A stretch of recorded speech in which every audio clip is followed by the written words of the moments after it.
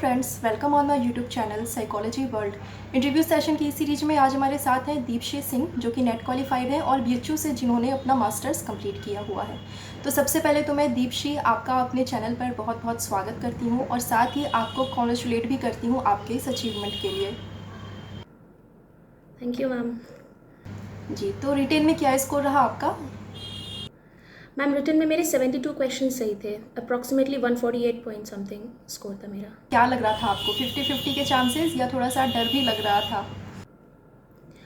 मुझे बहुत डर लग रहा था एक्चुअली। मैं उन लोगों में से हूँ कि मुझे सब कुछ जानना होता है, तो मैं जितने भी सर्कल में लोग थे बीएचयू के और कुछ फ्रेंड्स लखनऊ यूनिवर्सिटी से थे, कुछ इलाहाबाद से थे, तो मैंने सबसे पूछ लिया था कि भाई कैसा स्कोर जा रहा है। तो मुझे ये लग रहा था कि हाँ, ख़राब नहीं है पर बहुत अच्छा भी नहीं है, सेफ स्कोर नहीं है। I have to score well in the interview to get selected, ये मुझे क्लियर था।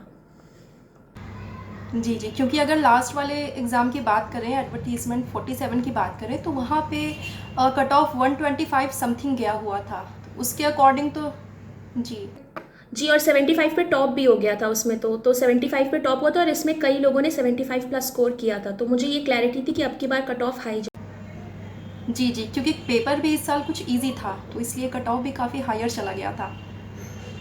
जी, तो रिटन की तैयारी आपने कैसे करी और ख़ास करके जीएस की तैयारी आपने कैसे की?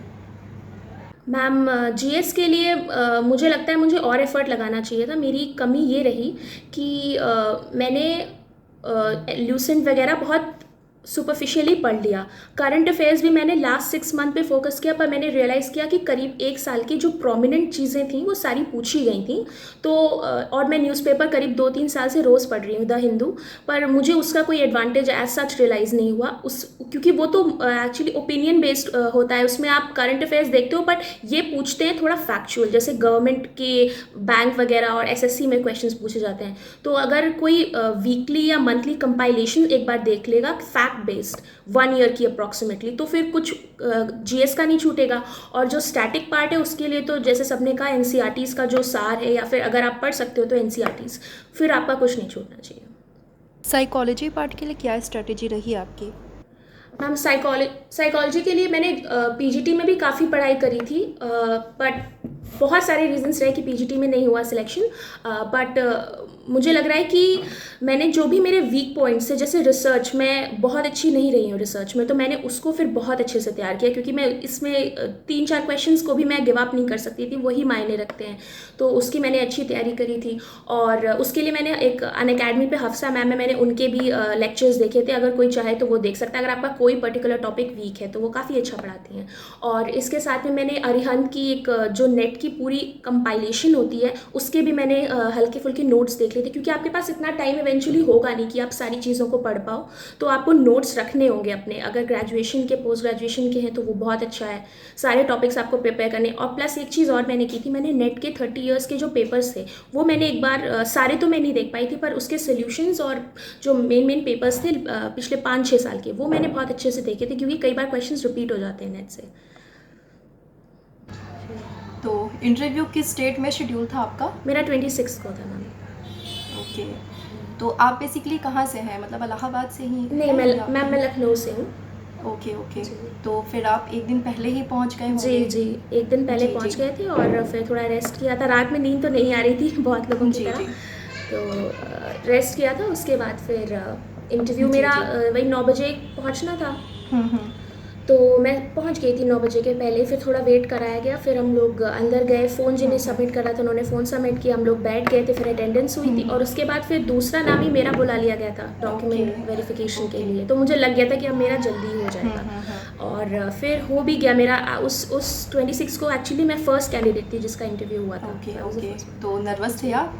नर्वसनेस तो होगी? थोड़ा से थे, जी बट जी। बहुत ज़्यादा नहीं। मतलब मुझे इस चीज़ की क्लैरिटी थी कि एंड ऑफ द वर्ल्ड नहीं है। हाँ, मेरे लिए था, क्योंकि इसके बाद कोई मेरा एग्ज़ाम एज सच लगा नहीं था, मुझे बहुत डेस्परेटली जॉब जी चाहिए जी। थी।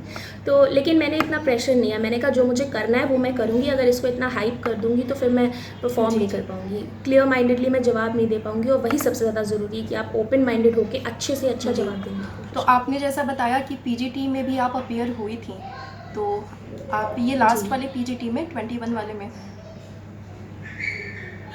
Ma'am, I please repeat the question. ये पीजीटी जो लास्ट ईयर हुआ है 21 में, तो उसमें ही आपने अपीयर हुआ जी। था या फिर उससे पहले वाले में? नहीं मैम, उसके पहले नहीं, मेरा तो मास्टर्स ही ओके, 2019 ओके। में ख़त्म हुआ था, तो मैं हाँ, 21 में? ये मेरा यूपीएचसीएससी का भी फर्स्ट अटेम्प्ट था और ओके, उसका ओके। भी फर्स्ट अटेम्प्ट था जी। उसमें थोड़ा लैंग्वेज का एक्चुअली बैरियर हो गया था, क्योंकि इंग्लिश के क्वेश्चंस थोड़ा फ्रेम्ड उतना बेटर तरीके से नहीं थे और हिंदी के मैं नहीं उतना सही से समझ पा रही थी, तो वो एक इम्पेडिमेंट रहा कि उसमें जी, मेरे जी, क्वेश्चंस चलिए कोई बात नहीं। इंटरव्यू तक गए थे उसमें भी, बट उसमें तो रिटन, उसमें बहुत रिटन मायने लगता है, जी, जी, इसमें थोड़ा इंटरव्यू बिल्कुल, का भी बिल्कुल। काफ़ी वेटेज था। तो पैनल मेंबर्स कितने थे वहाँ पे? पैनल मेंबर्स मैम 3 पैनलिस्ट थे और एक ओके, तो चेयरमैन क्या-क्या था। पूछा गया आपसे? क्या-क्या फर्स्ट क्वेश्चन क्या रहा आपसे? उन्होंने सबसे पहले मेरे मार्क्स पूछे कि आपके high school, inter, graduation, post graduation में कितनी परसेंटेज थी, और फिर उसके बाद उन्होंने मुझसे पूछा कि आप कुछ जो भी तैयार करके आई हैं उसको आप 3 मिनट में 180 सेकेंड्स में आराम से पढ़ाइए, जैसे क्लास को आप पढ़ाती हैं, क्योंकि मैं फर्स्ट कैंडिडेट थी तो शायद वो बहुत आराम से मुझे चीज़ें बता रहे थे कि सबको देखकर और एक अच्छी आवाज़ में आप ये चीज़ें एक्सप्लेन करिए। और फिर मैंने पढ़ाना स्टार्ट किया। मैंने यूंग का आर्केटाइप्स पढ़ाया था। कार्ल यूंग की जो आर्केटाइप्स की थ्योरी है उसमें पर्सोना, एनिमा, एनिमस, वही सब मैंने कॉन्सेप्ट्स एक्सप्लेन किए थे। और फिर मैं बैठ गई, और एक्चुअली आपने जैसी चीज़ नोटिस की और लोगों ने भी बताया कि मैं फ़र्स्ट कैंडिडेट थी, तो शुरुआत में उनकी एक हैबिट रहती है कि वो आपसे स्टेटिस्टिक्स ज़्यादा पूछते हैं, और मुझसे भी वही हुआ। उन्होंने स्टेटिस्टिक्स के बहुत क्वेश्चंस, मतलब मुझे लग रहा था कि वो बिल्कुल तैयारी से आए। तो फर्स्ट क्वेश्चन मैंने उनको पढ़ाया, आर्केटाइप्स में मैं बैठी, तो उन्होंने यूंग से रिलेटेड नहीं पूछा। उन्होंने कहा कि चलिए आपने यूंग बता दिया, अब आप कार्ल रॉजर्स के बारे में बताइए। तो मैंने काफ़ी कुछ उनको, अच्छा मुझे लग रहा है मैंने सेटिस्फैक्टरी जवाब दिया। मतलब सारी person centre therapy, humanistic movement में उनका क्या योगदान था और क्या उनका मतलब आइडिया था कि कैसे किसी को ट्रीट करना चाहिए, वो सारी चीज़ें मैंने उनको एक्सप्लेन की। उसके बाद उन्होंने कहा कि अच्छा ठीक है, डिस्क्रिप्टिव और इन्फ्रेंशियल स्टेटिस्टिक्स का डिफरेंस बताइए। तो मैंने कहा ये चीज़ तो बिल्कुल ऑल्टर हो गई। मैंने कहा ये ले जा रहे हैं मुझे स्टेटिस्टिक्स में, मैंने खैर वो बता दिया। फिर उन्होंने कहा पैरामेट्रिक, नॉन पैरामेट्रिक स्टैटिस्टिक्स बताइए। मैंने कहा अब ये इंटरव्यू यहाँ से स्टैटिस्टिक ही जाएगा अगर मैंने यहाँ पे नहीं ऑल्टर किया। हालांकि मुझे पता था, हल्का फुल्का तो सभी को पता होता है, कि मैंने कहा सर मैं बहुत क्लैरिटी से नहीं बता पाऊँगी, सॉरी सर। तो उन्होंने कहा कि अच्छा जो भी आता है कुछ तो बताइए। मैंने कहा सर थोड़ा सा नॉलेज है पर बहुत क्लैरिटी से मैं एक्सप्लेन नहीं कर पाऊँगी। मतलब मैंने उनको ये कन्वे कर दिया कि मैं अगर आपके साथ बताऊँगी भी तो ब्लफ खेलूँगी, मैं आपको बहुत क्लियरली नहीं बता पाऊँगी। फिर उन्होंने मुझसे कोई सवाल नहीं किया। फिर दूसरी मैम आई, जो मैम थी, उन्होंने मुझसे फिर ये कॉग्निटिव बिहेवियरल थेरेपी पूछी, इसके स्टेजेस पूछे और प्रोसेसेस पूछे, मेथड्स पूछे, और उन्होंने फिर उसके बाद एक दो सवाल और पूछे। फिर उन्होंने मुझसे ट्रांसफरेंस पूछा। उन्होंने भी फिर मुझसे डिस्क्रीट और कंटिन्यूस वेरिएबल्स पूछे, वो भी मैंने उनको बता दिया। तो मुझे ये लग रहा था कि ये लोग ज़्यादा वे कर रहे हैं स्टेटिस्टिक्स पे, पर मैं उस डायरेक्शन में जाना नहीं चाहती थी, क्योंकि फिर वो, क्योंकि उन लोगों से ज़्यादा उन लोगों की जितना किसी को आता नहीं, और फिर मैं वहाँ पे गलती कर देती अगर मैं कोई गलत जवाब देती तो। फिर मैम ने दूसरे सर को स्विच किया। फिर उन्होंने मुझसे कलेक्टिव अनकॉन्शियस, तो एक सवाल मुझसे, मेरे जो मैंने टॉपिक पढ़ा था सिर्फ एक सवाल उससे कलेक्टिव अनकॉन्शियस उन्होंने पूछा। फिर उन्होंने मुझसे कहा कि जो लर्निंग और मेमोरी से रिलेटेड अगर आपको कोई टेस्ट डिज़ाइन करना है अपने स्टूडेंट्स के लिए तो आप क्या करेंगे। तो मैंने कहा सर एबिंगहॉस का मैं नॉनसेंस सिलेबस का करूँगी और इसमें परमिसिव रिसेंसी इफेक्ट हमें देखने को मिलेगा। तो उन्होंने कहा कि नॉनसेंस सिलेबस क्यों, तो मैंने एक्सप्लेन किया कि क्यों ये नॉनसेंस होना ज़रूरी है, अदरवाइज़ हम उसमें एसोसिएशंस बना लेंगे, पास्ट एक्सपीरियंसेस अफेक्ट करेंगे।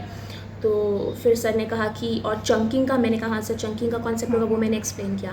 फिर उन्होंने भी स्विच कर दिया, और 2-3 सवाल होंगे वो मैं शायद अभी स्किप कर रही हूँ, मुझे याद नहीं आ रहे। उसके बाद फिर चेयरमैन सर को उन्होंने बोला, तो उन्होंने कहा ठीक है। तो मैंने कहा, फिर मैं उठी, मैंने थैंक यू सर किया, मैंने नमस्ते सर किया, और फिर मैं जाने लगी। तो मैं गेट तक पहुँची, फिर चेयरमैन सर ने मुझे रोका। उन्होंने कहा कि रुकिए, अब चेयरमैन को भी तो कुछ पूछना चाहिए। तो मैंने कहा यस सर। फिर मैं वापस आई, फिर मैं खड़ी, उन्होंने कहा बैठ के, फिर मैं फिर बैठी, ऐसे थैंक यू सर। फिर उन्होंने मुझसे पूछा कि अच्छा ये बताइए कि इन्फॉर्मेशन, नॉलेज और विजडम में क्या डिफरेंस है। तो मैंने वहीं पे सोचा, मुझे ये चीज़ें पता तो थी क्योंकि मैं फ़िलॉसफी भी काफ़ी देखती रहती हूँ। तो फिर मैंने ये कॉन्सेप्ट एक्सप्लेन किया कि इन्फॉर्मेशन तो क्रूड डेटा है जो आपके पास है, जो मतलब अंडरस्टैंडेबल है, वो डाटा है। और नॉलेज है जब आप उसके कुछ इन्फ्रेंसेस निकाल लेते हैं, किसी यूटिलिटी के बेसिस पे आप इन्फ्रेंसेस निकाल लेते हैं, वो नॉलेज है, उसकी अंडरस्टैंडिंग जब आप डेवलप करते हैं। और विजडम आप जब करेक्ट डिसीजन लेने के लिए तत्पर हो जाते हो, आपको समझ में आ जाता है कि क्या सही क्या गलत है पर्टिकुलर सर्कमस्टेंसेस के बेसिस पे। तो फिर मुझे पता नहीं कहाँ से स्ट्राइक है, मैंने ये भी कह दिया। मैंने कहा जैसे अकबर था, उसको इन्फॉर्मेशन नहीं थी, एजुकेटेड भी नहीं था, पर विजडम थी। तो ये ज़रूरी नहीं है जैसे गांव का कोई वृद्ध व्यक्ति होता है, उसे एजुकेशन नहीं मिली होती है, इन्फॉर्मेशन भी नहीं होती कि आजकल क्या घट रहा है, पर विजडम होता है, क्लैरिटी होती है कि कॉन्सिक्वेंसेस क्या हो सकते हैं। तो मुझे थोड़ा सेटिस्फाइड लगे उस जवाब से। फिर उन्होंने मुझसे, मैंने शायद ग्रेजुएशन में इंग्लिश ली थी पहले 2 सालों के लिए, तो फिर उन्होंने मुझसे ये पूछा कि एलियट के बारे में बताइए, टी.एस. एलियट। मैंने कहा सर मैंने नाम सुना है पर मैंने नहीं पढ़ा है इनके बारे में, और नहीं पढ़ा भी था। जब तक मैंने 2 साल तक ली थी तब तक एलियट नहीं पढ़े थे मैंने। तो उन्होंने कहा चलिए पढ़िएगा जाके। जी, तो मतलब 10 से 15 मिनट अप्रॉक्सीमेटली आपका इंटरव्यू चला? हाँ, 15 मिनट से ऊपर ही चला होगा, क्योंकि मेरा एस्टिमेशन 15 मिनट से, लोग कहते हैं कि ज़्यादा ही चलता है शुरुआत में, तो 15 से 20 मिनट चला होगा आई गेस। ओके, क्योंकि आपसे काफ़ी रैंडम क्वेश्चंस भी किए गए, जैसे अभी हाँ। मैंने 4 इंटरव्यू शेड्यूल किया तो उसमें काफ़ी कॉमन क्वेश्चंस ही रहे, लेकिन आपके साथ में ये एक्सपीरियंस आ रहा है निकल करके कि कुछ भी पूछ सकते हैं। हाँ, मुझे और पता नहीं, शायद ऐसा भी हो सकता है कि मैंने जो आर्केटाइप्स पढ़ाया था वो मैंने काफ़ी क्लियरली एक्सप्लेन कर दिया था, और उन्होंने मुझे शायद 3 मिनट से ज़्यादा ही टाइम दे दिया था। मैंने बहुत अच्छे से एक्सप्लेन कर दिया था, तो शायद उसमें कुछ गैप्स बचे ना हो आर्केटाइप स्पेसिफिक, या तो फिर वो यूं की और थ्योरीज देखते, पर उससे कुछ बचा नहीं था। तो उन्होंने सोचा चलो ये तो मैंने देख लिया, मैं कुछ और देखूँ कि इनको और क्या आता है। तो उससे रिलेटेड मुझसे फिर कुछ पूछा ही नहीं गया टॉपिक से रिलेटेड। वो मुझे काफ़ी वियर्ड लगा, क्योंकि सब ये कह रहे थे एक टॉपिक पढ़ लो उसी से ही सवाल आते हैं, पर मेरे साथ उसका बिल्कुल उलट हुआ। बिल्कुल इवन फर्स्ट कैंडिडेट आप ही थे, तो वो भी बिल्कुल फ्रेश मूड में थे, तो जितने क्वेश्चंस, हाँ वो फ्रेश मूड में थे, और फिर वो आपको स्टैटिस्टिक्स में, ये सबके साथ हो रहा था, हर दिन हो रहा था कि स्टैटिस्टिक्स के क्वेश्चन जो फर्स्ट उसमें जा रहे थे, फर्स्ट 5-10 कैंडिडेट्स, उनसे काफ़ी स्टैटिस्टिक्स पूछ रहे थे, और मैं उसमें कंफर्टेबल नहीं थे। तो मैंने, मुझे लगता है वहाँ पे उस वक्त तो मुझे यही ठीक लगा कि मैं यहाँ पे बोल दूँ सॉरी सर कि मैं इसमें ज़्यादा कंफर्टेबल हो नहीं पाऊँगी। अगर वो फिर रिग्रेशन, कोरिलेशन, एनोवा और उसके सब पूछने लगेंगे डिग्री, तो मैंने कहा वहाँ पर मुझे दिक्कत हो जाएगी, तो मैं वहाँ पर गई नहीं। तो इंटरव्यू के बाद जब आप वहाँ से बाहर निकल रहे थे तो आपको क्या लग रहा था उनके एक्सप्रेशंस को देखकर? आप सेटिस्फाइड थे अपने परफॉर्मेंस को लेकर? हाँ, काफ़ी हद तक सैटिस्फाइड थी। मुझे लगा कि अगर मैं, मतलब फिर मुझे ये लग रहा था कि शायद मुझे स्टैटिस्टिक्स भी पढ़ लेना चाहिए था, क्योंकि मेरी फ्रेंड्स जो लोग गई थी उन्होंने कहा था कि स्टैटिस्टिक्स पूछ रहे हैं शुरू में, तो मैंने कहा मुझे पढ़ लेना चाहिए था। अब मुझे लगा अगर मैं वो भी जवाब दे देती तो शायद और अच्छा इंटरव्यू होता, बट देन अगेन मैं उन लोगों के लेवल का तो जवाब दे नहीं पाती, वो काफ़ी ज़्यादा उसमें नॉलेजेबल है, और मैं कितना ही पढ़ लेती, बहुत चीज़ें स्टैटिस्टिक्स में बहुत अच्छी तो मैं नहीं हूँ। तो मैंने कहा मुझे लगा कि आप इंटरव्यू अपने डायरेक्शन में लाओ, वो ज़्यादा ज़रूरी है, रैदर देन कि आप उनके स्ट्रॉन्ग एरियाज़ पे अपना इंटरव्यू सेंटर्ड रखो, बिकॉज तब आप कभी अच्छा स्कोर नहीं कर पाओगे। अच्छा, आपको सेटिस्फैक्ट्री आंसर्स देने के लिए ये ज़रूरी है कि आप उन्हें अपने स्ट्रॉन्ग एरियाज़ की तरफ ड्रॉ करिए, यही आई थिंक। और ये इसमें एक ये भी टेक्निक होती है कि आप वो वर्ड्स ड्रॉप करते रहिए जिनसे रिलेटेड आप चाहते हैं कि नेक्स्ट क्वेश्चन आपसे पूछा जाए। मैंने ऐसे वर्ड्स ड्रॉप किए थे लिटरली अपने जवाबों में कि हाँ मुझे इस तरीके का सवाल नेक्स्ट पूछें। अच्छा, मैं एक इसमें क्वेश्चन और, काफ़ी यहाँ पे आपने टीचिंग के लिए कार्ल यूंग की ही थ्योरी को क्यों लिया आपने? कुछ और भी तो आप ले सकते थे, जैसे मैक्सिमम लोग कॉग्निटिव के पार्ट को लेते हैं, कुछ लोग रिसर्च या स्टैट्स को भी लेते हैं, तो आपने कार्ल यूंग की थ्योरी को लिया, कुछ रीज़न?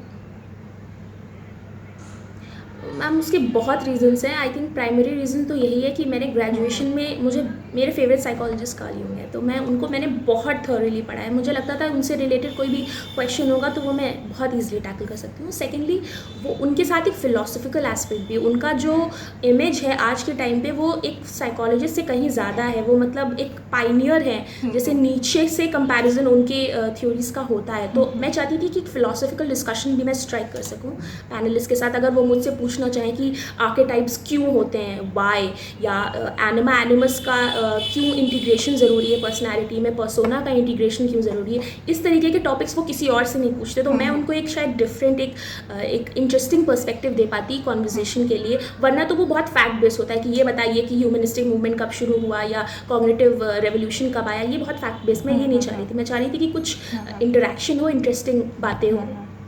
अच्छा, जैसा आपने बताया कि 2019 में आपने अपना मास्टर्स कंप्लीट किया, और तो क्या ये क्वेश्चन भी आया कि फिर आपने 2 साल के गैप में आपने क्या किया? क्या ऐसा भी कुछ पूछा गया आपसे? हाँ, मैं प्रिपेयर्ड थी कि शायद वो पूछ लेंगे, लेकिन उन्होंने ये मुझसे नहीं पूछा। शायद वो उसमें उनको इतनी दिलचस्पी नहीं थी। उन्होंने मेरे मार्क्स पूछे, उसके बाद उन्होंने कहा कि JRF है या नेट है। मैंने कहा था JRF है, आई मीन नेट हूँ। और फिर उन्होंने मुझसे पूछा कि आप ने PhD की है? मैंने कहा नहीं सर, मैंने PhD नहीं करी है। तो फिर उन्होंने उसके बाद मुझसे कुछ नहीं पूछा। वो शायद क्वेश्चंस में ज़्यादा इन्वॉल्व थे, और मैं इस चीज़ के लिए भी तैयारी करके गई थी कि शायद वो UGC से रिलेटेड या नेशनल एजुकेशन पॉलिसी से या आपके बैकग्राउंड हॉबीज से रिलेटेड पूछ लेंगे, पर उस तरीके के क्वेश्चंस आई डोंट थिंक किसी से पूछे जा रहे हैं। वो ज़्यादा साइकोलॉजी ओरिएंटेड 95% क्वेश्चंस साइकोलॉजी से ही हैं. So that is what way people should focus on. Most important question कि आपने क्या पहना था, ड्रेस कोड क्या था आपका? मैम मैंने साड़ी पहनी थी. मेरी मम्मी ने बहुत मेहनत से मुझे प्लेट्स वेट्स बना के बहुत प्रॉपर्ली साड़ी पहनाई थी. और वो सबसे मुझे लगा कि वो थोड़ा सा आपको उस फील भी दे देता है कि हाँ अब आप असिस्टेंट प्रोफेसर का एग्ज़ाम दे रहे हैं और आप लग रहे हैं एक प्रोफेसर की तरह साड़ी पहन के. और मम्मी जा रही थी मेरे साथ, तो मैंने कहा फिर तो मुझे साड़ी पहनी. तो अगर आपके पास कोई पिक होगी तो आप यहाँ पे शेयर कर सकते हैं. जी जी जी डेफिनेटली. इवन टीचर्स फील्ड में या फिर असिस्टेंट प्रोफेसर की फील्ड में तो साड़ी ही बेस्ट होता है. जी बट ये भी है कि जिसमें जी. या अगर आप पहन सकते हैं, अगर आप उसको कैरी कर सकते हैं तो डेफिनेटली जी. फिर साड़ी के साथ ही जाना चाहिए. और साड़ी भी जैसे कि वैसी कॉलर वाली जिसके साथ ब्लाउज होता है, वैसा गोल ब्लाउज वो ज़्यादा अच्छा नहीं लगता. और साड़ी ऐसी हो कि आपका ध्यान साड़ी पे ना जाए, बस आप नीट एंड क्लीन और वेल ड्रेस दिखो. बाकी कपड़े आई कैचिंग नहीं होने चाहिए. कुछ लोगों ने, I won't mention names, but I saw कि कई लोग थे ऐसे वहाँ पर जिन्होंने काफ़ी चमक वाले कपड़े पहने थे. तो आई वॉज थिंकिंग कि ये थोड़ा सा उनको खटकेगा कि आप मतलब तारे सितारे वाले और चमकने वाले बहुत ब्राइट कलर्स के कपड़े कोशिश करिए कि ना पहने. इनफैक्ट फुटवेयर भी मैंने ऐसा लिया था कि कोई ध्यान ना दे उसकी तरफ. तो साड़ी आपकी किस कलर की थी? फैब्रिक?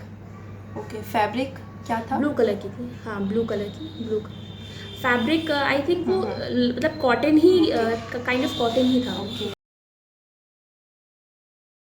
आगामी कैंडिडेट जो कि यूपीएससी का एग्ज़ाम देना चाहते हैं उनके लिए आपका क्या मैसेज होगा? उनके लिए मैं ये कहूँगी कि अपनी तैयारी आप पूरी रखिए. नेट का जो सिलेबस है वह वैसा ही यूपीएससी का है. और मैंने ये चीज़ नोट की है कि चाहे वो पीजीटी हो चाहे वो यूपीएससी हो, सिलेक्शन उन्हीं लोगों का हुआ जो उस समय जेआरएफ या नेट की तैयारी कर रहे थे.